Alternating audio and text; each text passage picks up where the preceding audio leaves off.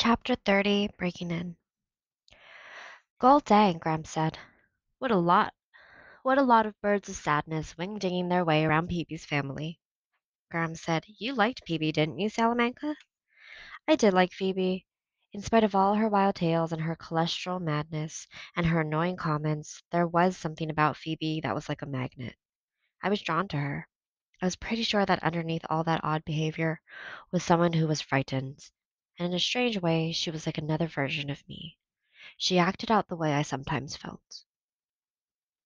I do not think that Phoebe actually plans to break into Mrs. Cadaver's house, but as Phoebe was going to bed, she saw Mrs. Cadaver, in her nurse's uniform, get into her car and leave. Phoebe waited until her father was asleep, and then she phoned me. You've got to come over, she said. It's urgent. But Phoebe, it's late. It's dark. It's urgent, Sal. Phoebe was waiting in front of Mrs. Cadaver's house. There were no lights on at Mrs. Cadaver's. Phoebe said, Come on, and she started up the walk. I admit that I was reluctant. I just want to take a quick look, she said. She crept up onto the porch and stood by the door. She listened, tapped twice, and turned the knob. The door was unlocked. I don't think Phoebe intended to go inside, but she did, and I followed. We stood in the dark hallway. In the room to the right, a shaft of light from the street lamp came in through the window. We went into that room. We both nearly leaped through the window when someone said, Sal? I started backing toward the door. It's a ghost, Phoebe said. Come here, the voice said. As my eyes adjusted to the dim light, I could see someone huddled in a chair in the far corner. When I saw the cane, I was relieved. Mrs. Partridge? Come over, she said. Who's that with you? Is that Phoebe? Phoebe said, Yes. Her voice was high and quivery. I was just sitting here reading, Mrs. Partridge said. Isn't it awfully dark in here? I said, bumping a table. Mrs. Partridge laughed her wicked laugh. It's always dark in here. I don't need lights, but you can turn some on if you want. As I stumbled around looking for a lamp, Phoebe stood, frozen, near the doorway. There, I said, that's much better. Mrs. Partridge was sitting in a big overstuffed chair. She was wearing a purple bathrobe and pink slippers with floppy bunny ears at the toes. On her lap was a book, her fingers resting on the pages. Is it Braille? I asked, waving at Phoebe to come into the room. I was afraid she was going to run out and leave me. Mrs. Partridge handed me the book, and I slid my fingers over the raised bumps. How did you know it was us? I asked. I just knew, she said. Your shoes make a particular sound and you have a particular smell. What's the name of this book? What's it about? Mrs. Partridge said, Murder at Midnight. It's a mystery. Phoebe said, Erp, and looked around the room.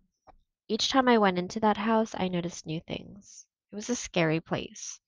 The walls were lined with shelves crammed with old, musty books. On the floor were three rugs with dark, swirly patterns of wild beasts and forests. Two chairs were covered in similar ghastly designs. A sofa was draped in a bearskin. On the wall behind the couch were two thumpingly grim African masks. The mouths on the masks were wide open as if in the midst of a scream. Everywhere you looked, there was something startling. A stuffed squirrel, a kite in the shape of a dragon, a wooden cow with a spear piercing its side. Goodness, Phoebe said.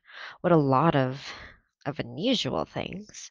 She knelt to examine a spot on the floor. What's the matter? Mrs. Partridge said. Phoebe jumped up. Nothing. Nothing whatsoever. Did I drop something on the floor? Mrs. Partridge asked. No, nothing whatsoever on the floor, Phoebe said.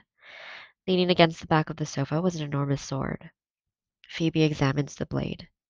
Careful not to cut yourself, Mrs. Partridge said. Phoebe stepped back. Even I found this unsettling, that Mrs. Partridge could see what Phoebe was doing, even though she couldn't actually see her. Mrs. Partridge said, Isn't this a grandiful room? Grandiful and a little peculiable too, I suppose. Phoebe and I have to be going. We backed toward the door.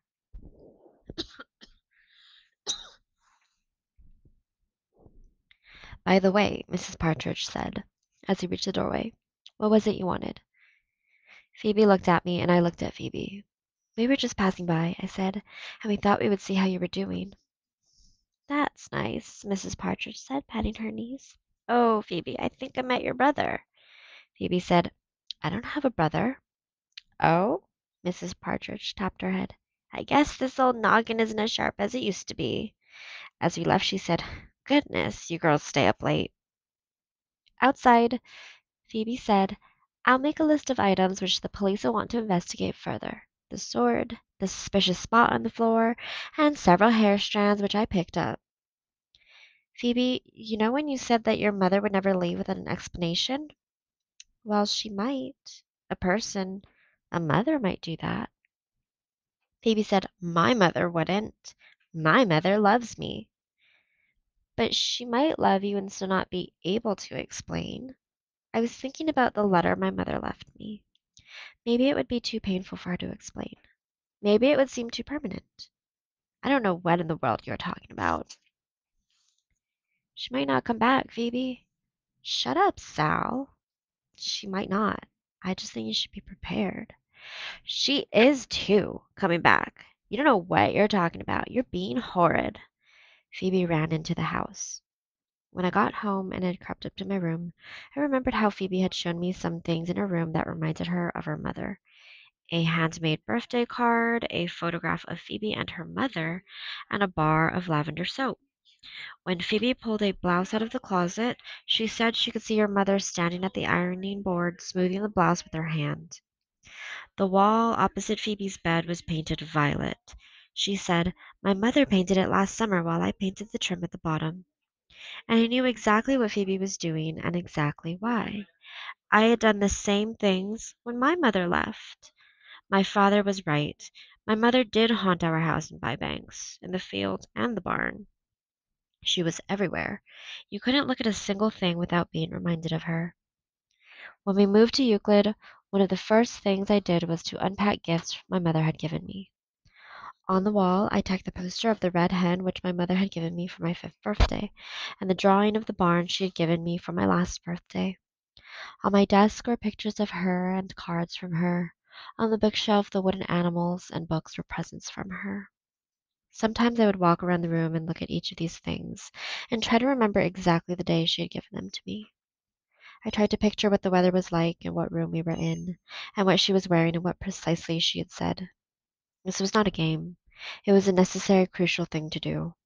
If I did not have these things and remember these occasions, then she might disappear forever. She might never have been.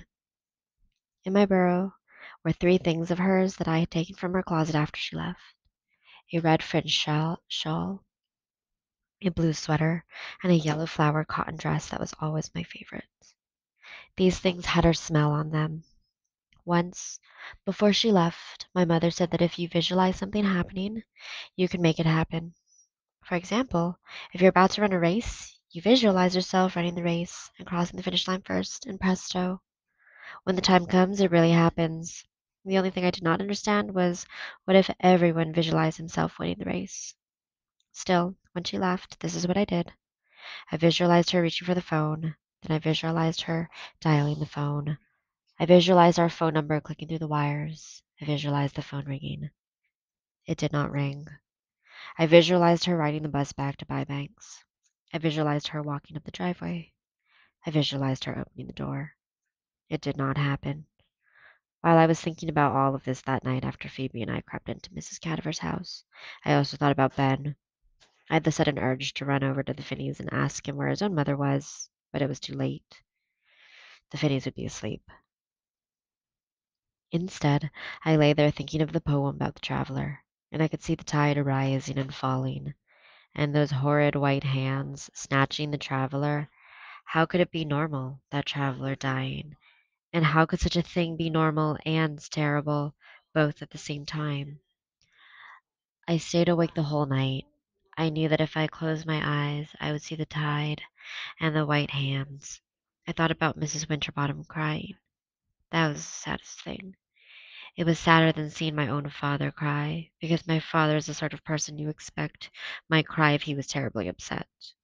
But I had never, ever expected Mr. Winterbottom, stiff Mr. Winterbottom, to cry. It was the first time I realized that he actually cared about Mrs. Winterbottom. As soon as it was daylight, I phoned Phoebe. Phoebe, we've got to find her. That's what I've been telling you, she said.